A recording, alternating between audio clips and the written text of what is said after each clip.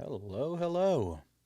We are here with Final Fantasy VII. This is a new version that was just released on Steam, which is kind of an old version.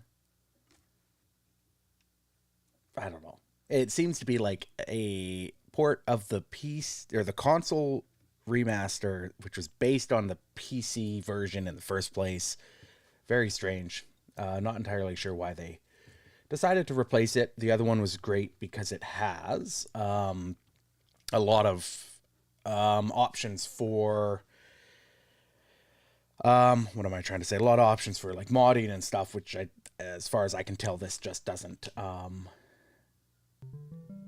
have, which is a bummer. But that's okay. We'll check it out. It's still a good game. I think it has some nice, quality of life, quote unquote, features. That will be interesting to check out. If they're, if it's the same as the console version. I'm just gonna share some links, and we can get streaming, get playing. So.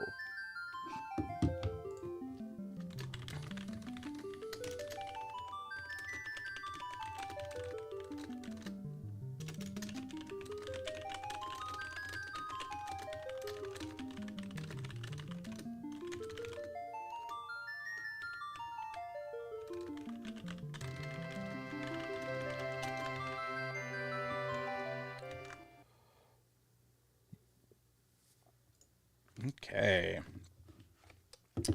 Can't. Okay. Display system menu. Left trigger.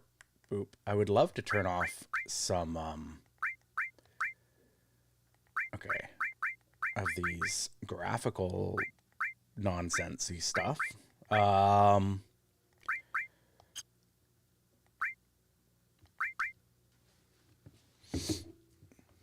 Because I don't really like the way that it looks. I think it looks bad. So let's see what I can do. Again, just sharing the link around.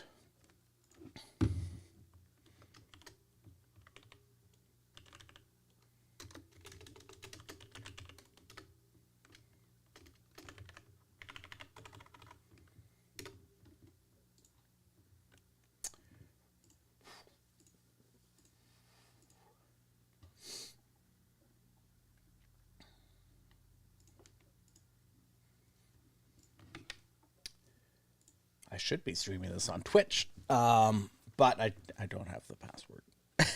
So we're doing YouTube once more. Okay, autosave, like, available, selected. What? Available, selected. I don't even know what that means. So, yeah, let's see. We've got boosts. So we have battle assist. So HP and ATB gauge is constantly restored to full. Limit breaks are always available. No encounters, but story battles can't be skipped. Speed boost ×3 speeds up everything in the game.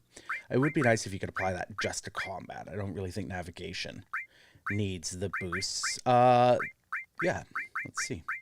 No random battles. I guess it's nice you could put on battle assist, no random battles, and just fight the bosses, which is cool, I guess, if that's something that you want to do. I do like, sometimes just blazing through games. Chrono Cross New Game Plus is a very different experience than something like a first playthrough, and so that's that's a place where I think there's some value in just blazing through a story, having fun that way. I've written before about my favorite bugaboo, Chrono Cross, and excuse me, how there's Chrono Trigger, and how I think that Chrono Trigger on a first playthrough and Chrono Trigger on a New Game Plus are like different games. Chrono Trigger on a fresh playthrough is fairly typical console RPG, but once you start getting into New Game Plus, it almost becomes like a narrative adventure game, which I think is pretty neat. I'm not getting any game audio, but it looks like you all can hear it in the stream based on OBS. So let's hope that's true. otherwise, here we go. I watching the opening cutscene, which is great. Does this typically play when you start a fresh game of Final Fantasy VII? On PlayStation, I can't remember, but when I watch this cutscene, the thing I think about isn't necessarily the original Final Fantasy VII, but the PlayStation 3 tech demo that drove everyone crazy for years and years and years, because it was, a recreation of this opening scene. And I, like everyone, I thought it looked great. I thought it looked really cool, and I wanted to play it. But I'm kind of glad that we didn't get it at that point. I think that the the remake, rebirth, whatever trilogy has been such a fascinating project in turning a remake into a sequel. So you have both styles of game, which I think is really great. And that's not something we would have got on the PlayStation 3. We would have got maybe a more straight up remake, which, I would have liked to. But what I really like is that they're kind of playing around with the idea of what a remake, what a remaster can actually be. So for the most recent episode of Fun Factor, we were covering, reviewing every Final Fantasy VII review, and I captured a bunch of gameplay footage of the PlayStation version running at 5x scale. Not even with scan lines, and it looked a lot better than this. Drives me crazy how we have like the upscaled backgrounds, and it just looks like all of these characters are just floating on it. Like there's nothing grounding them to the environment that they're in, which drives me a little crazy. Does not look good. And you'd have something similar doing a 5x scale, but because it's kind of scaling everything up, and then of course you can put scan lines, or you can put CRT filters, which I wasn't even doing in that episode. It just looks better, in my opinion. Like if I have access to a PC that can play Final Fantasy VII on Steam, like I'm gonna, run it through an emulator. I'll pop my original PlayStation discs in an emulator and run it through an emulator above playing this. Like this is just, you can see like smearing textures applied to the text in the combat boxes, the text here. The background textures looked smeary and gross. So I'm playing this on Steam Deck right now, instead of running it through an emulator. So this is the new Steam version that just released. I did purchase the original 2013 version on Steam just before it was delisted, which is the one that can be like heavily modded. It's pretty cool. Can't get it anymore. But if you do own it already, it should still be in your library. And like if you want to play the PC version of Final Fantasy VII, that's the one that I would typically recommend, because you can get in there and do all sorts of cool stuff with mods, fan mods. All right, so we're trying to break in to do some eco-terrorism against Shinra here, which I imagine if you're watching a Final Fantasy VII stream, you're probably fairly familiar with the game. This is one of the great openings in gaming, I think. I've talked about my dislike for Final Fantasy X's opening. I've talked about how much I like Final Fantasy IX's opening. I would put Final Fantasy VI in that group with like really great opening segments. Final Fantasy VII's right there too, right there at the top. This like in the moment, kind of high energy, high stakes scenario, like conflict of breaking into the Mako reactor, it's so good. It accomplishes so much of what a good opening needs to do, by creating conflict, by creating character, mashing them together right off the bat. It has action without having to rely on like lame in medias res. Like, so many games, story-based games like this, they will try to throw you right into the action by doing some in medias res, like flash forward, where you're in a dungeon and you're doing combat. I typically don't care for that as a narrative framing device. I don't think video games need it, just like I don't think books need it. But creating conflict right off the bat, because you have people like Cloud and Barrett and Jesse and Biggs and Wedge who are, you know, experienced. It's not a coming of age story. So you have, you know, they're experienced mercenaries, you know, and activists who are going on a mission. And so you can get that sort of action-based conflict right off the bat without having to like justify why the main character, who, you know, has not yet had their journey, is, you know, in combat or is doing, you know, crazy stuff. And I think that that's one of the strengths of Final Fantasy VII and Final Fantasy VI as well. I really like coming of age stories. Like, I like the kitchen scullion, like, you know, knows nothing and then goes on an adventure and learns everything along their way to saving the world. Like, I love that stuff. Final Fantasy IX and Final Fantasy X both kind of come from that angle a little bit. 9 less so, I guess, because you have Vivi who fills that role, but, you know, you do have such an ensemble cast in that. But, you know, 9 and 10, I think, are a good example of how trying to thrust a character like Titus right into action right away kind of undermines what the story, I think, is trying to do. Whereas Final Fantasy IX is comfortable, like, slow rolling the beginning, you know, and the conflict is just Vivi is lost in the city, he's uncomfortable, you know, Zidane is trying to capture the princess herself is, you know, feeling oppressed and wants to escape.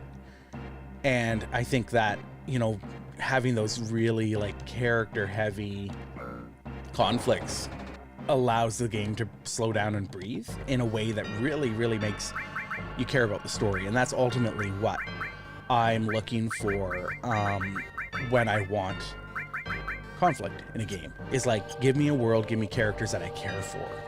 That is what emotionally, like, I connect to far more than, like, you know, give me some action right off the bat. And I think that Final Fantasy IX does that really well. I think Final Fantasy X does it poorly, because it doesn't ever give me time to care about the world or feel like the threat against the world is something that I have like emotional stakes in. And so I've talked at length about how some ways I think we could fix the Final Fantasy VII Final Fantasy X from a structural perspective. But yeah, I mean, you know, it is what it is. This is, of course, a, you know, classic scene. I like how the elevator gives opportunity for sort of like narrative framing. You know, they're waiting in an elevator, so why not just talk, right? It never makes sense when parties have conversations in the middle of conflict, like when realistically there'd be no time for it, but this elevator ride just gives them, you know, all the time in the world they need. And of course, we get this, you know, classic clip here from Barrett saying, "The planet's dying, Cloud." Final Fantasy VII, of course, like, very ahead of its time, I think, compared to, you know, everything else that was coming out at that time, and the fact that it dealt so heavily in environmentalism, you know, social responsibility, you know, corporate malfeasance, like, you know, anti-capitalist themes, just wild stuff to get in 1997 when you are 13 years old. And these games, along with, you know, hip-hop music, I've talked about this on the podcast too, but like, you know, at that time of my life, a lot of these RPGs that I was playing are the ones that introduced me to ideas of, like, you know, corruption within large organizations, corruption in, you know, capitalism, all that kind of stuff. So here we go. We are heading downstairs. This is, I think, a good screen to kind of look at and see and understand, like, why this version just is not very good. This is like a dingy, dark Mako reactor, but the background, the way it's upscaled, there's just absolutely no contrast. And so, like, what's supposed to be, sorry, I'm just gonna turn the sound down. It looked a little high. What should look like, a dark and dreary, intense Mako reactor, industrial setting. It just looks bland and flat, and just because of the lack of contrast, the lack of, these modern screens without adjustments or care put towards it. The modern screens aren't doing the same things to the image that the CRT monitors were doing, and having access to like the natural contrast that CRTs just have, because of the way that the phosphors light up the mask, or the electrons light up the phosphors behind the mask. And so you get, like if you can see up here, I'm on the stairs here, that back dark corner back there, in the bottom corner, I guess you can't really see where I'm pointing, but that would be an area where in modern gaming we might have a lot of ambient occlusion. So you have deepening shadows, dark shadows that are gathering there. But because we don't have any of that, dark areas just show a lot of like compression artifacts. And it's just kind of smeared all over the place. And the highlights, like, we have this really bright spot right by the bottom of those 3 pipes, and that's cool. But it just kind of smears around and like blends into the ground instead of popping through the, technology of a CRT monitor, which would allow that to grow very brightly. The darker areas would be a lot darker and that contrast would be higher, just making it feel more like a natural environment rather than a JPEG that is just being displayed underneath these 3D character models with, like an environment like map behind or over top of it all.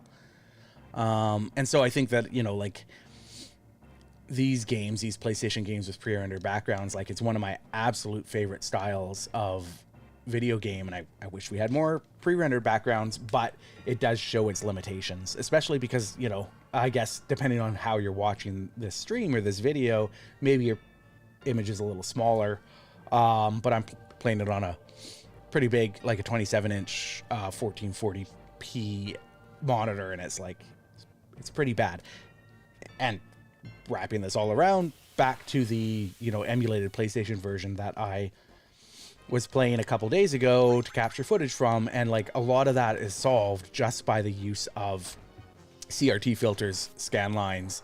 And then if you can get into the realm of using HDR on your monitor to emulate like variable brightness, and increase that contrast, you're going to be getting even more out of the game and getting closer. Like it's not the same, but you're getting closer to, what it was like to play on a CRT back in the 90s, getting closer to that, like intended effect that the artists for the game would have had.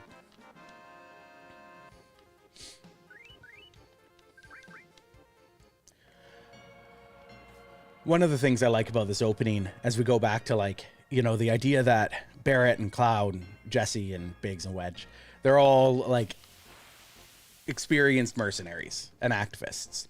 And like one of the things I like is that like, Cloud's pretty cool, right? Like he's sweet. We wanted to be him, like, as teenagers, like he was the one we sort of idolized. But despite all that, having the big sword, being cool, the cool haircut, the attitude, he still like gets put in his place constantly by Barrett. Barrett's like, I don't trust this guy. I don't think you can do it. I'm going to babysit you. And even that sort of like hierarchy that's established allows Cloud to fill that role of like, oh, hey, I'm, I am a mercenary, but I'm still like low man on this totem pole.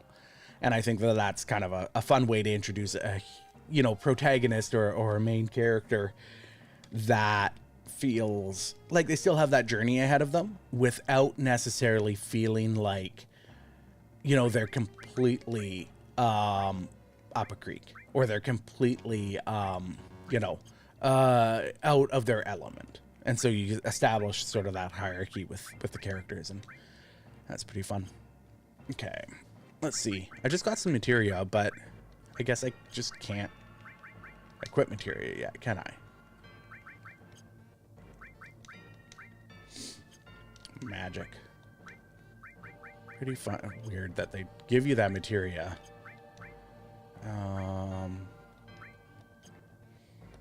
Man, those menus look bad. Okay. Here we go. This is. I'm kind of interested to see how they. I think this is just using the PlayStation localization. So I'm kind of curious to see, like, do they fix the mistranslation in the Scorpion tank fight? We'll find out in a sec. One thing I want to do is there's some great retranslations. Like there's a great retranslation patch that goes along with a lot of the fan mods that are available, and I'd love to play through, whether I play through that whole the whole retranslation patch, or, you know, just play through the first disc or whatever. It would be fun to go and experience that and see what it looks like. You know, I do think that Final Fantasy VII Remake shows how much potential there is in this world, how much of it was held back by what was a pretty flawed localization way back when. We do talk a bit more about the localization on the most recent episode, which was episode 24. Can you believe it? 24 episodes already. And it was a season finale for season 1. We have been talking about the generation gap, which, you know, as we put it, is the, you know, that time between the 16-bit era with the Super Nintendo, Sega Genesis, and the 32-bit era with the Nintendo 64, the Saturn, the PlayStation, as the industry was transitioning, you know, from one to the other. And so we talked on the most recent episode. Yeah, okay. Sorry. Here's that line. It says attack while its tail's up. It's going to counter with a, whatever. With a move. So that mistranslation is still in here. In any case, we, you know, for this season finale, we looked at the final Final Fantasy VII reviews from 1997. Ty gathered together as many of the magazine reviews as he could get his hands on for North American and British magazines. And, you know, we went through them all. And some of them were really good. Some of them were not great. Some of them were, like, over the top effusive with, like, very little to no criticism. Others were, you know, already engaging with Barrett's stereotyping around Barrett and stuff like that, touching on the sound quality of the music sampling compared to, you know, other games out or coming out on the PlayStation. And so it was nice to see that there was, you know, a decent amount of, like, spot-on criticism at the time. Both, you know, examining the game's themes, but also examining some of the technical things that, you know, Final Fantasy VII was such a testing ground for Square. And I think the fact that we saw so much improvement, technical improvement between Final Fantasy VII and Final Fantasy VIII is no surprise, despite the short time between the two of them, less than 2 years, because Square, you know, like, they threw everything they could at Final Fantasy VII. You can tell they're trying to figure it out along the way, and the game is great because of that. Like, I think that genuinely adds to the game experience, but you know, it also does lead to it feeling a little janky here and there. So we are just escaping from the Mako reactor now. This makes me think of, you know, the demo. There was a demo that came out, and it was this Mako reactor scene. And so you would be, at this point, coming up almost to the end of the demo. We got a 10-minute time limit, which is more than enough. I was like, I loved so much this this clock that they use. The way that it uses, like, a I don't even know what they're called. It's not like LCD, but it's like where, like, a vacuum tube, like, or like a neon, like, it's like neon lights. So, like, each letter has its own set of tubes.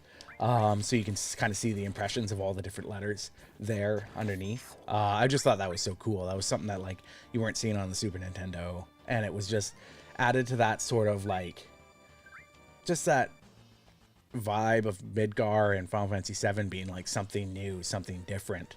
Kind of that like, 1940s New York City vibe that it kind of has. I don't even know if it's the 40s, the 30s, the 20s, the 50s. I'm not sure, but it is pretty cool. So in any case, I was pretty obsessed with that clock. It looks pretty cool. All right.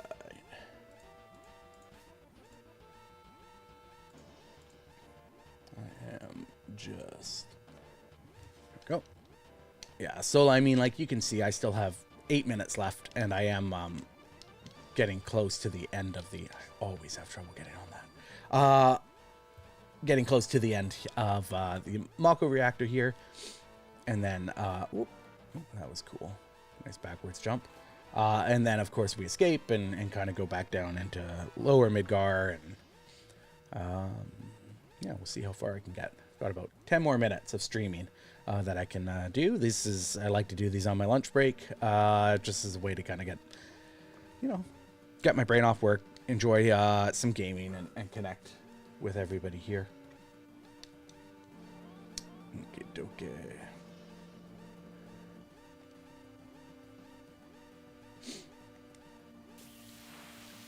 It is interesting that they make you like run back through this entire dungeon to escape instead of like having, a shortcut or just cutting to like them escaping. And I think it's probably because the game does slow down a little bit after this in terms of like combat. And so they might just want to give you a little bit more of a taste. That said, like you just went through a pretty complex boss battle with, like very light puzzle solving, I suppose. So I don't think it's necessary. But what I do think it does well is creates that sense of like tension shared by the group, right? So you and Barrett were down there planting the bomb. Now you're escaping together and you meet up with Jesse and Biggs and Wedge. And I just think the fact that you're watching them sort of escape together, help each other get out of there, like all of that narratively adds a lot that maybe wouldn't feel as strong if you were just watching them do that. I think the big thing that video games have as a creative medium is their ability to give provide agency to the player. Like you're the one doing it, you're the one driving things forward, and so leaning into that is an interesting choice right now. Obviously, like the tension of the ticking clock is also there, but there's so much extra time, like what did I've been talking, I haven't really been paying attention. It still only took me 4 of the 10 minutes to get out of there. There we go. Iconic opening with a bunch of, eco-terrorists doing their work. That should keep the planet going at least a little longer. I do love in the remake trilogy how much they fleshed out Wedge, Biggs, and Jesse. I think that's one of the best things. I mean, Jesse and Biggs in particular, I think, get a lot of fleshing out, but yeah, I think it works really well. And again, like what Final Fantasy VII did really well at the time, and what I would say it still does well now with the remakes, is making Midgar feel like a real place. It's like, it's not nice. Like living under the plates is awful, but it still like gives that sense of being a real like community, a place that people live, somewhere where, that provides livelihood as such as it is. It is a place that you feel like it exists, and you understand why the characters are trying to save it and make it better, save the people and make their circumstances better. And I think that message is really strong in this game. So we've just reached, basically this was the end of the demo that you could play. You'd come out of here and that was it. I can't remember if I don't think I played the demo before actually like playing the whole game, because I do remember very distinctly my friend getting a copy of Final Fantasy VII, hanging out all night playing it at his house, watching him as he played, and then getting home at whatever time the next morning, like with no sleep, and going, "Okay, Dad, I need to get a PlayStation of Final Fantasy VII. Like this is untenable." And so I did quite quickly after that. But I don't know when I played the demo. I probably just had it on a demo disc and ended up playing it again at some other point. So the Flower Girl, what happened? You better get out of here or nothing. Hey. Okay. This is like... Okay, bear with me for a second. I'm just gonna take a screenshot, because like, come on, guys, come on, we can do better than this. Like his eyes. Look at his eyes. They're like quite clearly just like JPEGs.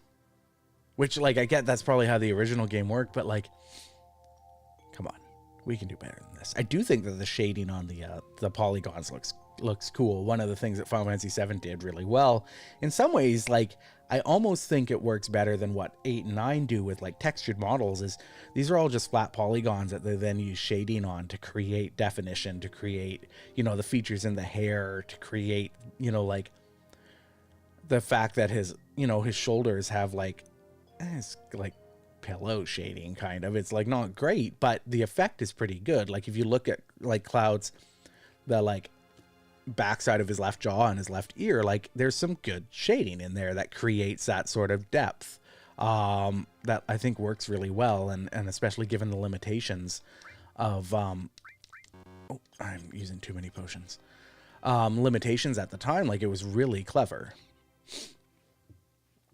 But I think that if you're going to release something like this, and if you're going to replace like a nice moddable version, like I just want to see a little bit more effort put into like preserving the experience, or at least providing an option to preserve the experience of playing it on original hardware. Like this guy, like you can't tell, like is he standing on the edge of that building? Is he standing on the ground? I can tell here because I can run behind the building, but like he straight up just looks like he's floating, and there's no way to tell. And a lot of that comes from just like blowing up these backgrounds and then up-resing the sprites so that there's like a different pixel density on them, and no good. And like it's all, you know, like it's all out there. Like games use CRT filters, right? Like we have great scanline options. Sonic Mania is really good. Like some of the digital clip stuff is doing some cool stuff with like CRT emulation. So like, you know, the people working on this within Square or whoever decides to publish it, like, you know, there are examples out there. You can put that extra effort in for people to, you know, make this more of a definitive release of the game rather than something that is just kind of flawed all around.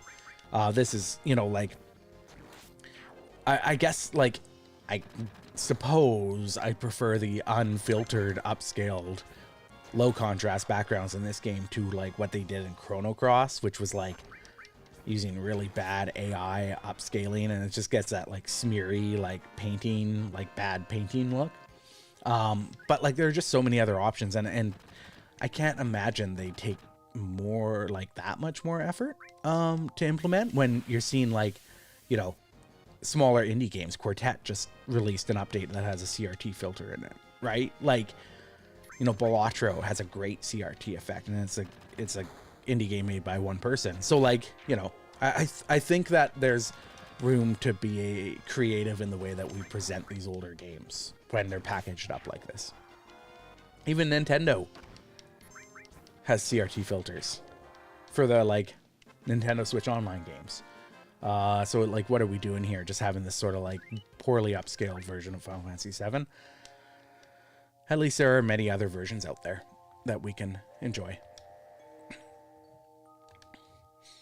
Lots of great animations in the backgrounds in this game, and I think that the implementation of like FMV video like this, but also just like some of the animated like mild FMV elements and backgrounds was like just really remarkable at the time. Like we just, obviously you could have animated like sprites and tile sets and stuff in other RPGs, like animations in the background and the environment wasn't new, but the fact that like every screen in this game is like meticulously and carefully crafted, and then on top of that you have little animations, and it just stands out in a way that feels really just really organic, and it just was not like anything I'd seen at that time. And it only gets better through Final Fantasy VIII and Final Fantasy IX, and I think it loses a lot, honestly, in Final Fantasy X, where you don't have that like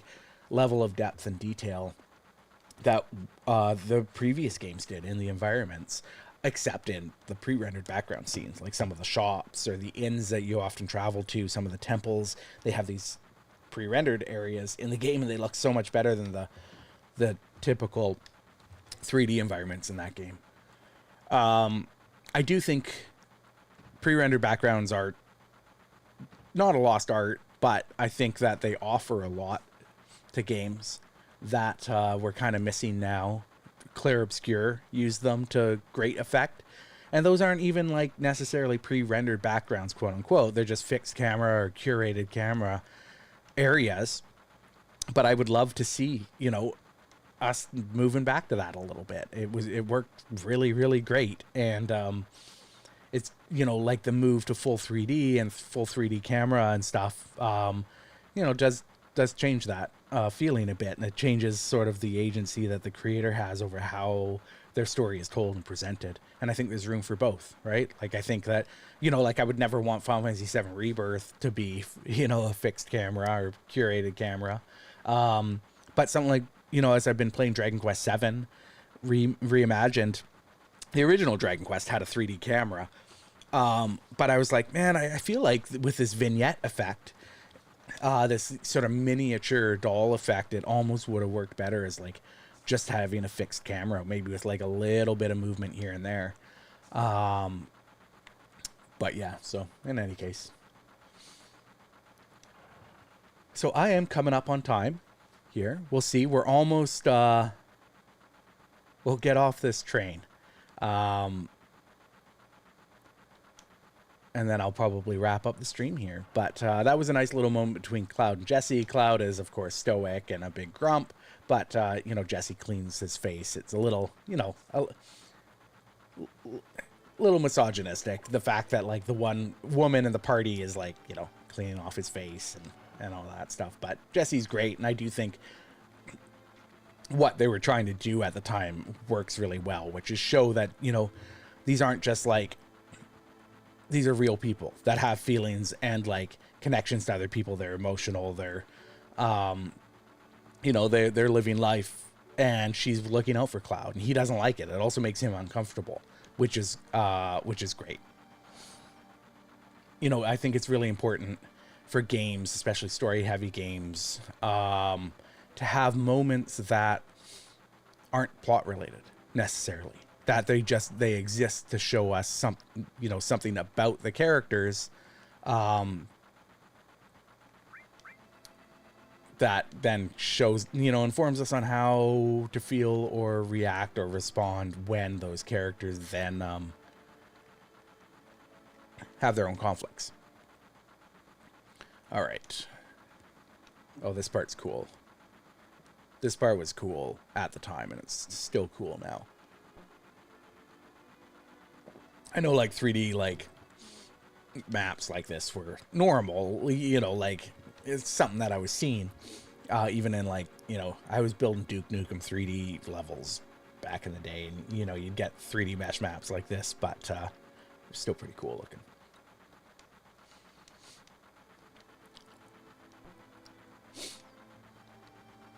So this is an instance of, yeah, like, using, like, an FMV background, to create like animated elements at a level that like you just weren't seeing in the 16-bit era, that I think looks really cool. All right, so they're through, and of course this comes back later.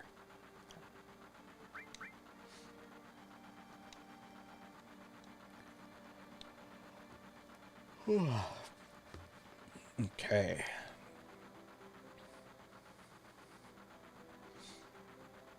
This, I think, like, this train ride is a good kind of counterpunch to the intense opening. Like, I love, again, it's sort of like the elevator ride where they're just kind of stuck in place. It's like a mini bottle episode almost. It's like, okay, they have this much time.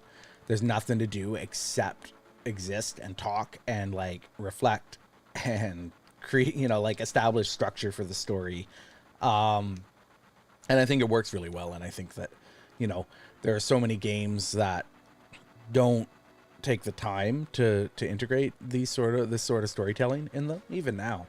I think, or a lot of it's in like side quests, right? Like the main story is just mainlining the story, the plot, and you get sort of the character stuff and optional side quests. But I like that Final Fantasy VII, Final Fantasy VIII, and like especially Final Fantasy IX do a lot of this. It's really good.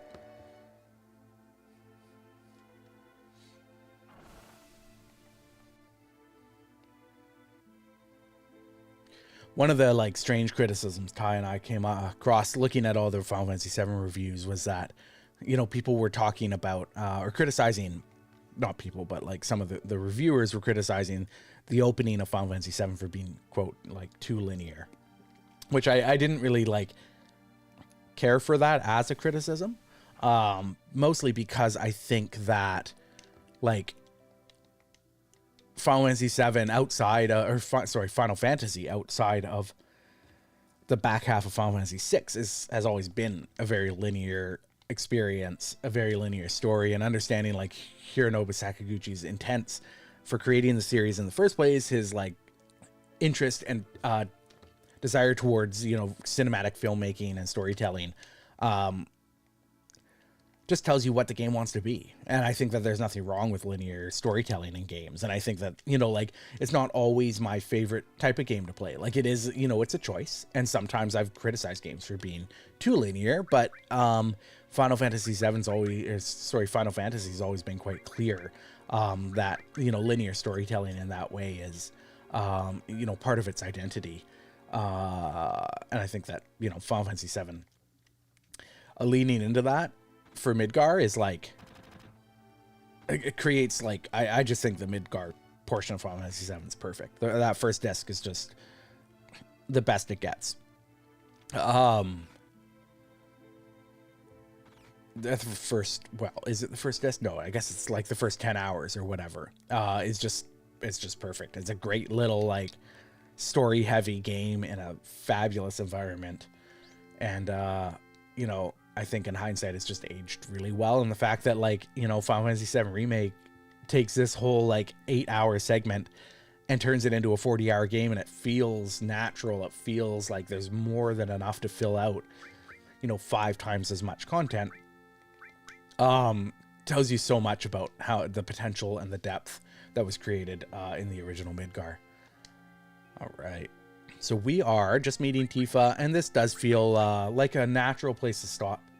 Here, I am back at the headquarters for Avalanche, and I've just saved, and it's time for me to get back to work. So thank you for watching today. Thanks for following along, listening to Fun Factor. You can find us at funfactorpod.com. That's our website. We're on Blue Sky. Here on YouTube, we'll also start streaming on Twitch, twitch.tv/funfactorpod. Appreciate it, and I hope you have an awesome rest of your day.